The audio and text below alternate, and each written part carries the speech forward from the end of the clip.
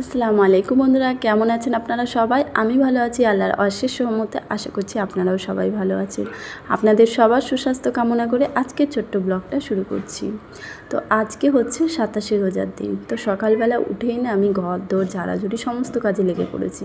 যেহেতু আমার কাচাকুচি প্রায় সবই হয়ে গেছে, তো তার জন্য এই যে কোটোকাটা ধোয়া আর ঘর দোর ঝাড়াগুলো বাকি ছিল। তো যেখানে থালা বাসন রাখি, গ্যাস ট্যাস রাখি, সেই ঘরটা মোটামুটি ঝেড়ে ঝুড়ে পরিষ্কার করে নিয়েছি। কোটোকাটা যা যেখানে ছিল সব দিয়ে নিয়েছি। এখন এই যে ঘরটায় গাড়ি আছে আর জুয়েলারি বক্স বসে বানায়, সেই ঘরটা একটু ঝেড়ে নেবো। এটা তো কোনো জিনিসই নেই, গোছানোর কোনো ব্যাপার নেই, এটা জাস্ট একটু উপরটা ঝুলটুল যা একটু হয়েছে সেটা ঝেড়ে নেবো। তো চলেন এটা ঝেড়ে নিই। তো ঘরদোর ওদিকে ঝাড়া হয়ে গেল। যেহেতু পুরো ঝুলে আমি ভরে গেছিলাম, তো তার জন্য আমি জামাটাও কিন্তু চেঞ্জ করে নিয়েছি। তারপর এখানে চলে এলাম আমার উনুন পাটটা সুন্দর করে পরিষ্কার করে নিতে। আগের দিন যেহেতু এখানে সমস্ত ঝাড়াঝুড়ি সব করে দিয়েছি পরিষ্কার পরিচ্ছন্ন, তো এখন জাস্ট উনুনটা ঝাড় দিয়ে নিলাম। তারপরে কিন্তু ছাইটা তুলে উনুনটা আমি পরিষ্কার করে লেপে দিয়েছিলাম।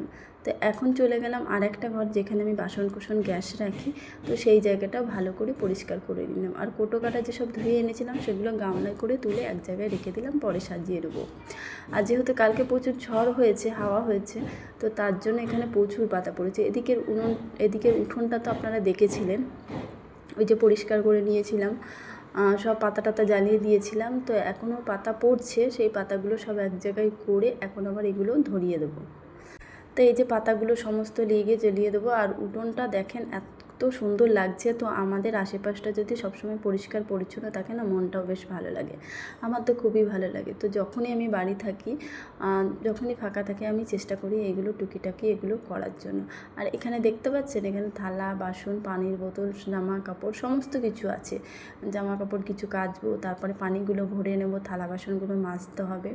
আর আজকে যেহেতু 27শে রোজার দিন, তো আজকে যেমন খাটনি হচ্ছে, সেমন কিন্তু রাতে আমাদের হচ্ছে কি অনেক অনেক নামাজ কালাম দোয়া সমস্ত কিছু পড়তে হবে। তো আজকে রাতটার একটা গুরুত্বপূর্ণ আছে। তো সেক্ষেত্রে আজকে সারাদিন এতটা খাটনি হচ্ছে, জানি না সন্ধ্যাবেলা কী করব। তো পানিগুলো সমস্ত ভরে রেখে আসলাম। এখন থালা বাসন হাঁড়ি কুড়ি যা যেখানে ছিল ছাই দিয়ে সমস্ত কিছু ঘষে ঘষে মেজে নিচ্ছি। আর থালা বাসন যেহেতু রোজার মাসে ইফতারেরগুলো আছে, তারপরে রাতেরগুলো থাকে, সমস্ত কিছু কিন্তু অনেকটা বাসনপত্র হয়ে যায়। সেই সমস্ত কিছু আমি এখানে বসে বসে মেজে নিচ্ছিলাম। তো ঈদের কেনাকাটা আমি আপনাদের কাদের কাদের হয়েছে অবশ্যই কমেন্ট করে বলবেন। আর আমার ঈদের কেনাকাটা এবারে হবে না, কারণ এবারে না যেহেতু ঈদের পরপরই ভাগনার বিয়ে, তো তার জন্য না কেনাকাটায় স্টপ রেখেছি। কাউকে কিছু দেবও না, নিজেরাও কিছু নেব না। আর যেহেতু ঘরের পুট্টি তো সকাল থেকে ক্যামেরার সামনে আসা হয়নি, এখন এলাম ক্যামেরার সামনে। আর সমস্ত জামাকাপড় কাচা হয়ে গেছে। কাচাকুচি বলতে আপনাদের দাদাভাইয়েরটা হয়ে গেছে, আব্বারটা হয়ে গেছে, বাবাইয়েরও হয়ে গেছে। তো আমারগুলো বাকি আছে, বেড কভার, বালিশের রোয়ার, মশারি এগুলো বাকি আছে। তো এগুলো আজকে করে নেব। তো এখন বাজে ঘড়িতে 7:30 বেজে গেছে। তো 7:30টার মধ্যে কিন্তু আমার সমস্ত কাজ কাম হয়ে গেছে, মানে আপনারা দেখতে পেলেন সমস্ত কিছু হয়ে গেছে। রান্নাটা বাকি আছে। আর কালকে রাতের একটু ঘুগনি আছে, ওটাই আব্বাকে গরম করে দেবো সকালবেলা। আর হচ্ছে কি রান্না বলতে কালকে রাত্রে একটু ফ্রায়েড রাইস করেছিলাম, সেটা আছে। মানে সেহেরিতে আপনাদের দাদাভাই আমি খেয়েছিলাম, সেটা আছে। তার সঙ্গে একটু আলুর দম আর চিকেন করার ইচ্ছা আছে। তো দেখা যাক কতদূর কী করতে পারি। আর এখন আমি রেডি হয়ে নিয়েছি, এই যে দেখতে পাচ্ছি। কারণ হচ্ছে কি আমার যে ডিউটিটা, যেটা 11টা থেকে ডিউটি, সেটা আমি 8টা থেকে করিয়েছি, 8টা থেকে 10টা। কারণ আমি 11টা থেকে যেহেতু যে পার্লারের ওখানে যাচ্ছি, তার জন্য আমি সকালবেলা ডিউটিটা করে নিয়েছি। তো এখন যাব, লেবাররা আসলে এখন ডিউটিতে বেরোবো। তারপরে বাড়িতে এসে রান্নাটা ঝটপট করে নেব। তারপরে রান্না করব। আর কিছুটা জুয়েলারি বক্স বাকি আছে, সেটা আজকে করে দিতে হবে, সেটাও করবো, ইচ্ছে আছে, দেখা যাক। আর হচ্ছে কি তার সঙ্গে তো কাচাকুচি যা যেখানে আছে সমস্ত কিছু তো চলবে। আর ঘরের মানে সব পরিষ্কার পরিচ্ছন্ন হয়ে গেছে, ঝুল ঝাড়া, নোংরা কোটো কাটা ধোয়া সমস্ত কিছু হয়ে গেছে।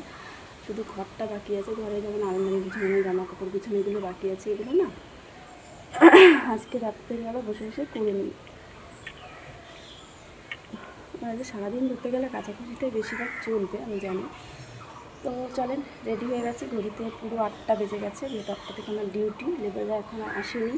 দেখা যাক আসুক, তারপরে কিন্তু কাজ শুরু করবো। চলেন, দেখা হচ্ছে আপনাদের সঙ্গে আবার পরে। তো এইমাত্র অফিসের কাছ থেকে একটা অফিসের কাজে গেছিলাম, তারপর বাড়িতে আসলাম। বাড়িতে এসে এখন আমি ইফতারের প্রস্তুতি নিয়ে নেবো, কী কী রান্না করবো না করবো সব কিছু শেয়ার করবো। কারণ আজকে একটা কারণ আছে, আজকে হচ্ছে মানে আমার পাশে যে ননদ থাকে দিদি আর দাদাকে নিমন্ত্রণ করেছি ইফতারে, আর মাও আছে, আমার যাও আছে। তো তার জন্য আমি এখন রান্না করবো। আর আজকে রান্নাটা কিন্তু মন জ্বালাবো না, গ্যাসেই করবো। তো আজকে গ্যাসেই করবো, দেখা যাক, চলো। তো এখানে এই যে মাংস নিয়ে নিয়েছি, আজকে ইফতারে মাংস রান্না করব। যেহেতু দিদি তারপরে দাদা মানে আমার যা, তারপরে আমার ননদ নন্দাই সবাইকে ইনভাইট করেছি আমি ইফতারের জন্য। তো এখানে একে একে সমস্ত কিছু করে নিচ্ছি। এখানে আলুগুলো আগে ভেজে নিলাম মাংসের জন্য, তারপরে এখানে পেঁয়াজি করব বলে বেসনটা পেঁয়াজ দিয়ে ভালো করে মাখিয়ে নিয়েছিলাম।